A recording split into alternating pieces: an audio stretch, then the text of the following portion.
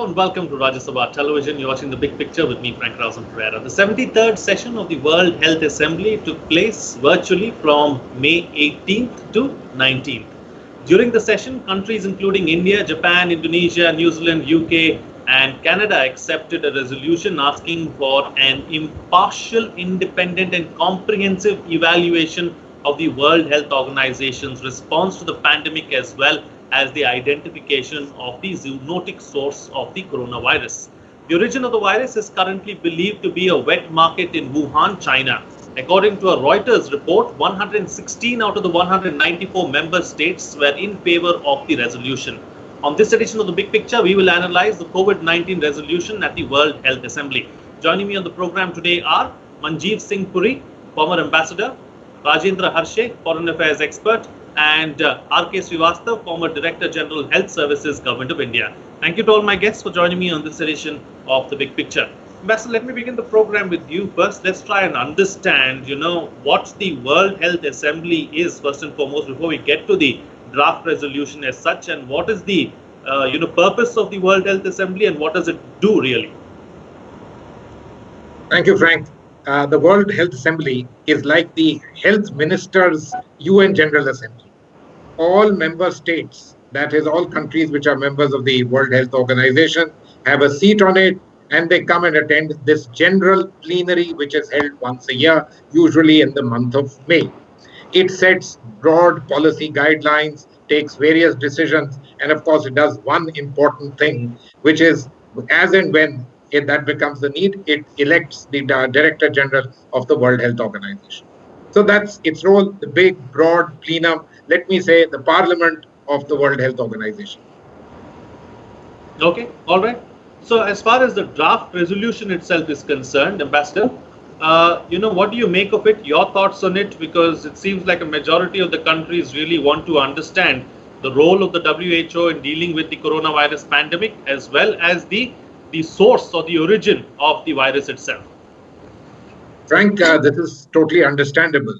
Please understand that there must be hardly anything, and I can't recall anything, which has resulted in mass, in fact, morbidity, fatalities, etc., across the world in practically every country in the world. Therefore, since it is a health pandemic, it is but natural that the World Health Organization, which is in a sense our collective institution of looking after the entire humanity in terms of health and disease, that it comes together and it must do, I think, the following things. It must probe what were the origins, how did it come about, and then it must also introspect, because many people have raised the issue as to whether the organization of which we are ourselves founding members, very proud members, that is this an organization that acted with alacrity? Did it act in time? Did it gather all the data? How was it? How did it go about it itself? And what else? Because let's understand, what does this pandemic mean? Right now, we need to battle the pandemic. We need to ensure that death rates come down, caseload comes down, and that we have an antidote, a vaccine there. But what do we really have to do? We must prepare ourselves that such things should never be allowed to happen again. After all, we are living in the absolutely ultra-modern world, and we should be able to prevent these for the betterment of humankind. Okay, all right.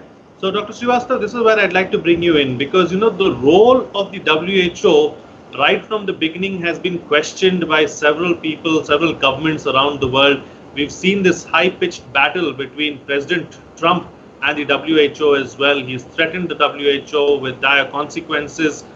Could the WHO have done things differently? What kind of information would the health services or the healthcare sector would have liked to get from the WHO? I think, Frank, you have made the task little bit more difficult for me. Whenever there is a pandemic or some type of outbreak which has got a global impact of this nature in such a short time, naturally the response capacities of the countries usually get overwhelmed, and this is exactly what happened with the COVID-19. There are countries who can cope up with their resources, and there are countries who cannot cope up. You can cope up with a disease and manage it. But when the disease is unknown, you are not clear about the epidemiology and the behavior of the disease in different type of population cutting across different economic sector, then the health system get perplexed.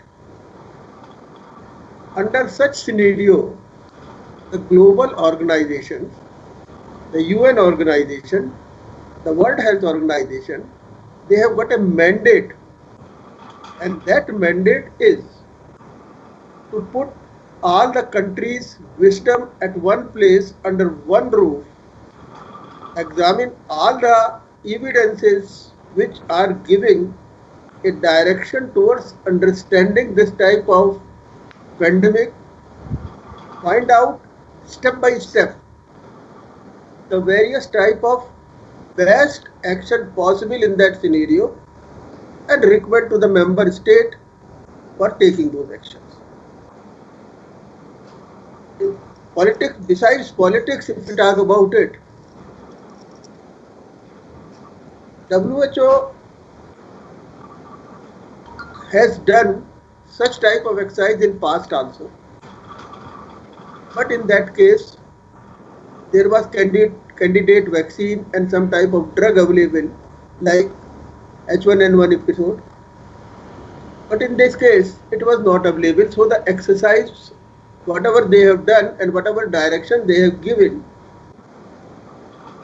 were questioned by those countries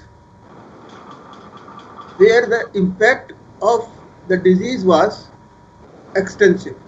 And when I say impact, I talk less of the number of persons infected and more of the persons dying out of the disease. And that was so in case of US. There were other political compulsions which are beyond the scope of this discussion, but a natural response would have been what has been given by the government of the US. But Right. when we try to see this response and evaluate this World Health Assembly resolution, if you look at the word, what we find, it was voted by majority.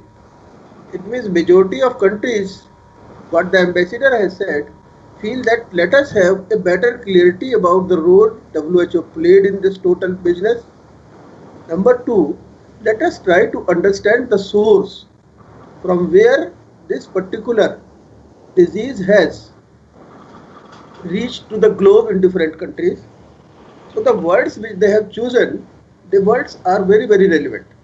They said impartial, they Right. said comprehensive, and they said independent. And what are these three things? They are the composite content of the evaluation which they are going to do. And evaluation of what? The response of World Health Assembly towards the outbreak of this particular pandemic.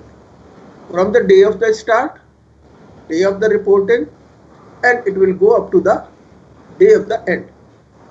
But this depends upon the type of human resource or the specialist you employ to do this review.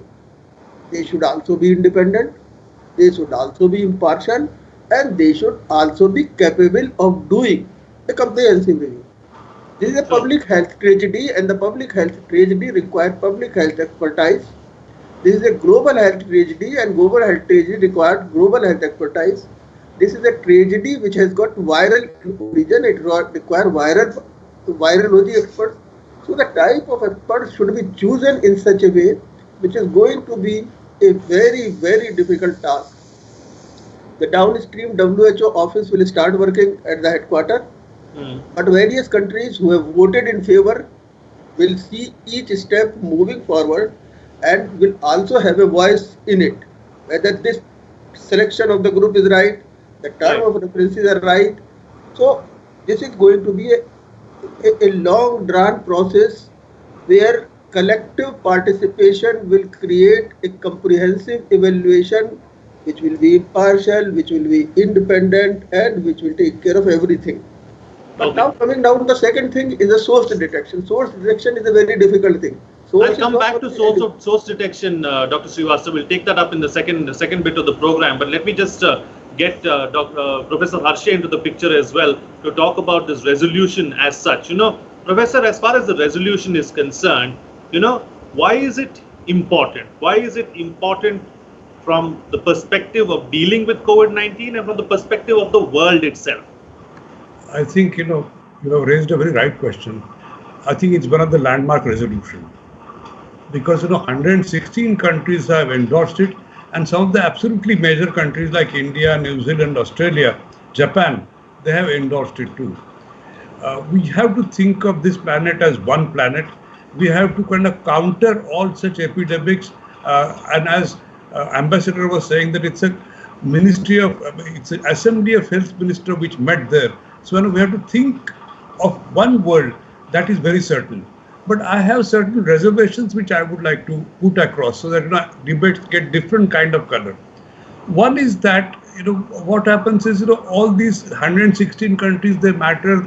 Each member has a point of view, but United Nations often get activated, or any of its bodies, when major powers are behind it.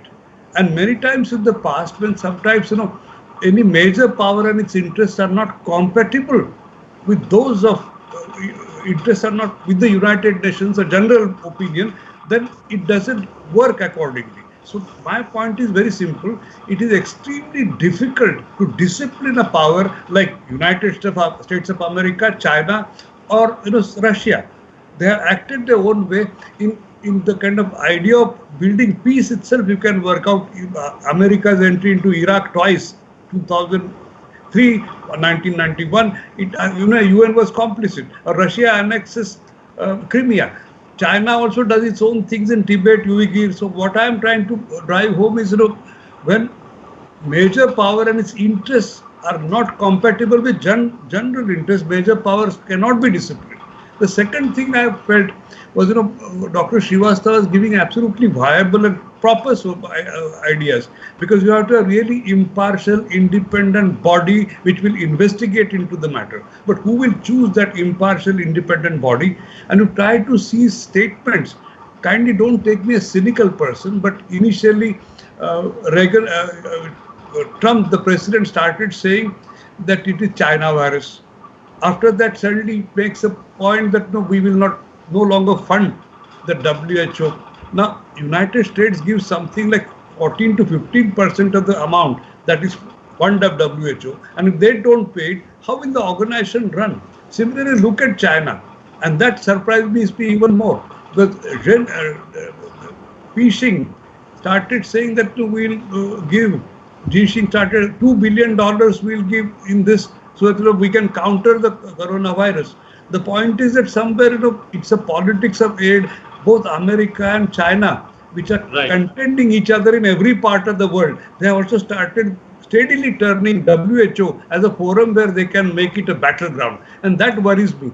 Perhaps, Ambassador will throw more light on it, because he has been used to such battles, watching them in every part. And I was really enlightened by what Dr. Srivastava was saying, that yes, impartial, and who should be chosen, what kind of specialist, what kind of expertise, because we have to eradicate this disease within 10 years, 2030, and we have done it many times, H1, H2, or initially smallpox, cholera, plague. Why not this? But world has to go on. We have to think of this world as a single planet. I think these are my initial observations, however cynical. Okay. Since the professor has raised some very interesting aspects, Ambassador, I must take them up with you, because you've been a man who's been with the UN and has been with these multilateral organizations as India's representative for quite a few years. So how do you look at it, and what's your perspective for someone who's seen it from the inside? I think let's be very clear. The WHO is an intergovernmental organization. It's not, let's say, what we would like, what Dr. Srivastava said, some kind of, a beautiful world health or public health kind of body of good people. No one says people are not well qualified. No one says people are not there. But I'm afraid at the end of the day, we must all recognize these are intergovernmental bodies, and politics certainly plays a role. That's the game. crises come and go, but the world carries on in various ways. We can look at the last great pandemic, 1918, the Spanish flu. How much did it even impact the world? Everybody only remembers the World War I. Hardly anyone remembers what the pandemic did, which was perhaps even more devastating. Coming to that, what would I say? The World Health Assembly had to, given the nature of the COVID-19 impact worldwide, it had to undertake some kind of a basic root and branch, if I may say so, review of what happened, why did it happen, what can we do to prevent it, etc.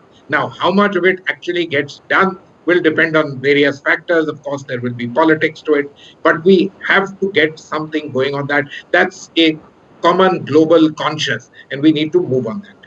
My own view is, and Professor Saab as well as Dr. Srivastava, alluded to this, that, we have been strongly there. We endorsed the resolution. Very good. I believe that this is also time after 1948, when it was created, the WHO, to look at the way the WHO functions.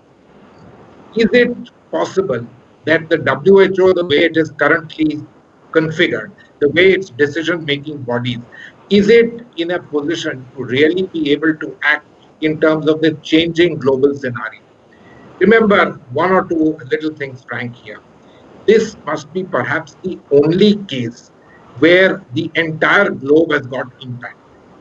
It also involves, in a sense, in terms of origin, one of the most powerful countries in the world, and in terms of impact, the perhaps most important country in the world.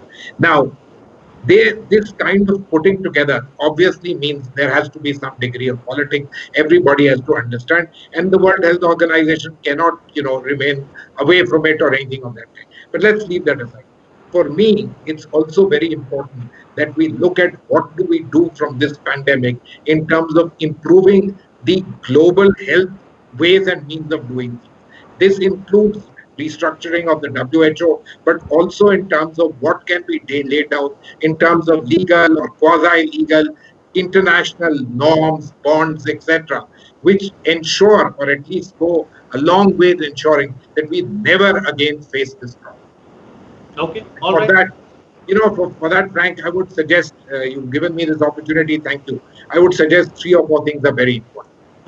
One, there needs to be some kind of a international agreement, convention, you can call it whatever, on early warning, and it must lay down benchmarks such that the entire question that you didn't report, etc., becomes a case of legal commitment of all countries in the world.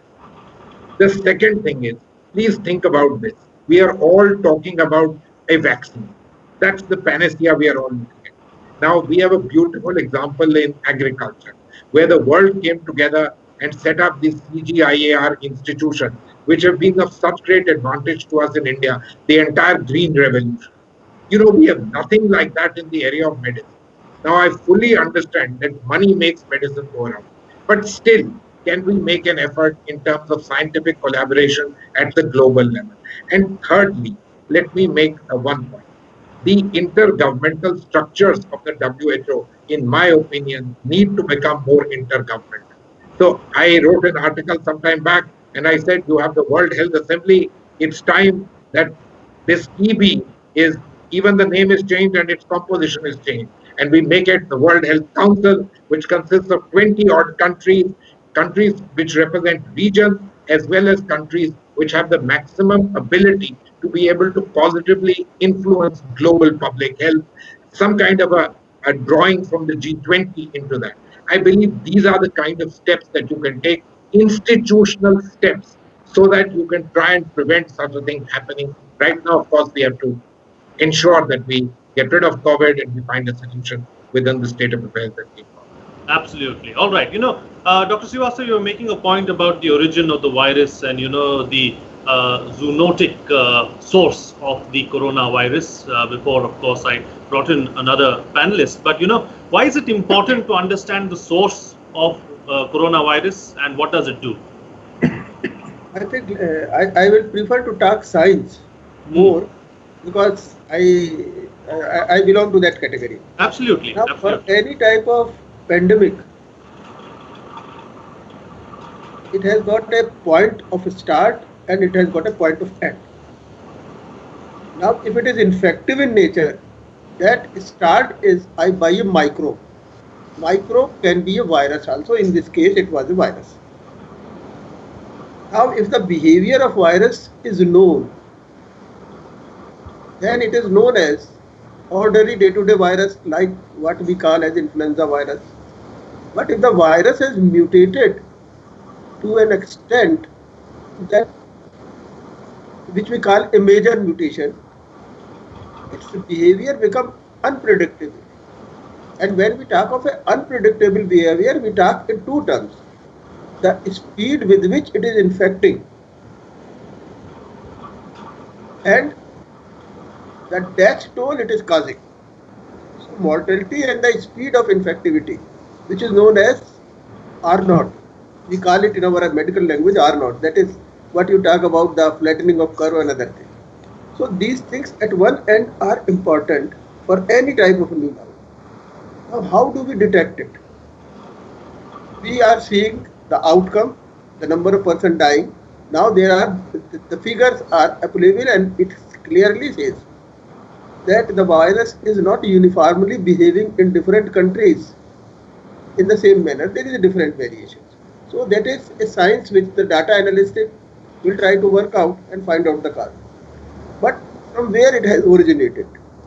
This type of viral disease is a zoonotic disease which is coming from the animal. We call it zoonotic disease. Now, there are zoonotic disease in the past also, and all type of animal act as a vector. Sometimes before reaching to the human being, it may be one vector, it may be two vector, it may be three vector. I don't know what is there. And in every vector, the virus gets mutated in a different manner before it achieves the potentiality to be infective to the human being. It achieves that.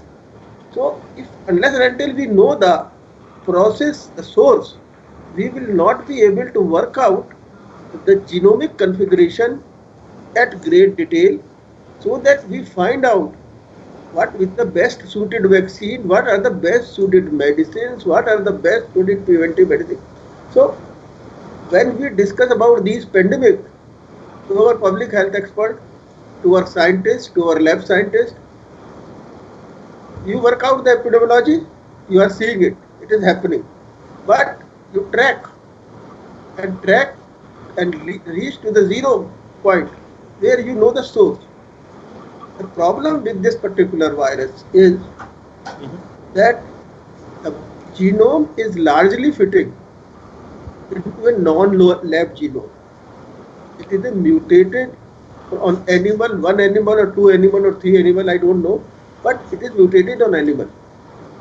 But having such type of high infectivity and a very differential mortality in different countries is something unforeseen in the past. Right. So, clubbing both the things together, starting from the start to the end, we will complete the circle of the science and we will find the response. Not completing it is a half-baked response, which has happened in this case. Now, having said that, I just want to make one point. Now, World Health Assembly resolution is a very important resolution. I will advise that it should be seen as an opportunity which is provided by the various countries to the globe, so that we reshape the total institutional arrangement and make it robust enough, address these challenging by including what Ambassador has said. Right. It should be a timeline for every damn thing. There is a timeline to receive the information and give it a response. It Sure. should be clearly worked out, more clearly defined. So all these type of things, there is a candidate vaccine. Now we say that 6 years is the time to develop a vaccine. We know there are different phases. We know different viruses which are percolating around the world, which are in the origin.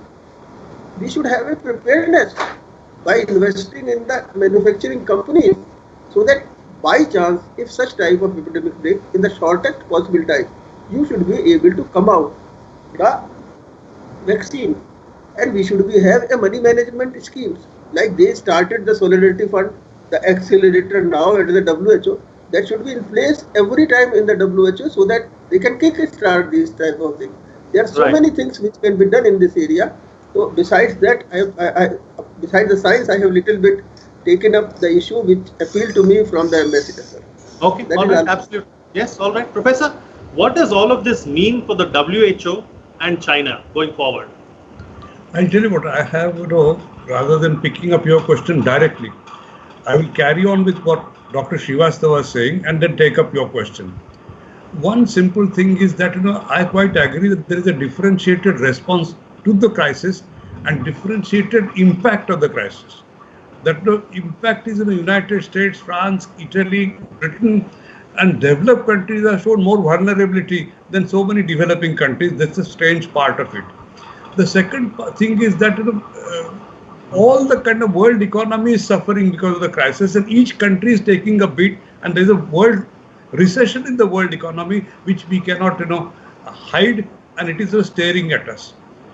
I would also like to say, before I come back to your question, that look, there are certain countries like South Korea, they managed it so well, and they didn't shut their borders, and South Korea had its parliamentary election when this disease is on and infecting everybody else. So South Korea, Taiwan, North Korea, they managed.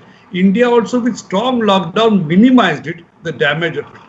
As far as China is concerned, look at it, they have been also able to manage after Wuhan considerably well. But what will it mean to China in terms of international politics and WHO? I think China is getting somewhere isolated.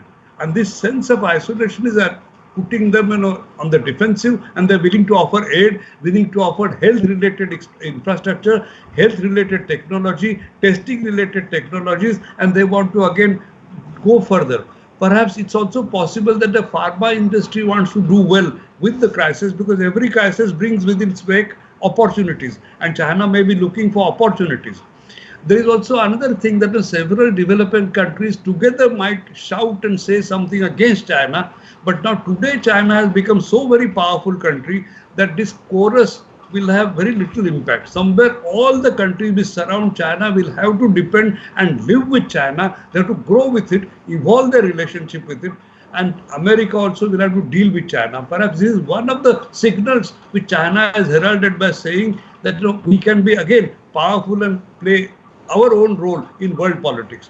And this, they will do it because there is some strategy, security strategy behind it, even health-related security strategy behind it, and we can't ignore it. Whenever China has played something outside, it has thought through and come, and not come without. This is what I feel. Okay, I've got very limited time on the program, so I'm going to ask my panelists to be brief, quick closing comments with the best way forward from all of you in 30 seconds each, starting first with you, Ambassador. I'd like to bring up another aspect as well, because we've been given, or we've got the chairmanship of the WHO Executive Board. What does that mean, and how does it change things? Frank, thank you very much. I think this is a very enlightening discussion. Look, the chairmanship of the Executive Board is an important place which is quasi-executive, because the Executive Board, as things currently stand, meets twice a year. Our Honorable Minister is the nominee, etc. But I believe that in these times of crisis, as the chairman, you have a special responsibility, and therefore we have a special opportunity also, that even though traditionally not much has been done, everything is in the hands of the Director General, but you now have a position to ask questions, to get things done. And I believe the most important thing that we should try to do is A, try and unravel the things which this resolution has mentioned, try to get to the bottom of them, and B, try and initiate after some time, after we've been able to take care of the pandemic itself, the vaccines, etc., is the issue of institutional reforms, so that we never face this, and the organization is robust enough and robust and capable enough of being able to stand up to the requirements of the future, which might be even more testing than what it is today. Thank you. Professor, very quick. I feel that we should try and see that the inquiry is as impartial, independent and comprehensive as possible. And second is use the kind of new status to see that we strengthen the World WHO as organization and make it made intergovernmental cooperation more possible than ever before, which India can do. It can act as a bridge. I am confident about it. All right. And Dr. Srivastava, quick closing comment from you. I think this resolution should be seen as a window of opportunity which has been provided to all the member states, and more so to India, because the health minister has taken over as the chairperson of the executive board. Take stock of the thing in a very, very impartial manner. Right. So that when you work out a strategy which is to be observed by the member states, does not have those type of falling which we have seen during this course of management of pandemic. So Okay. that is the only message which I want to give. All right. On that note, then I'll call it a wrap on this edition of The Big Picture. Thank you to all my guests for joining me on the program and putting things into perspective for us. That's it from me. See you again next time.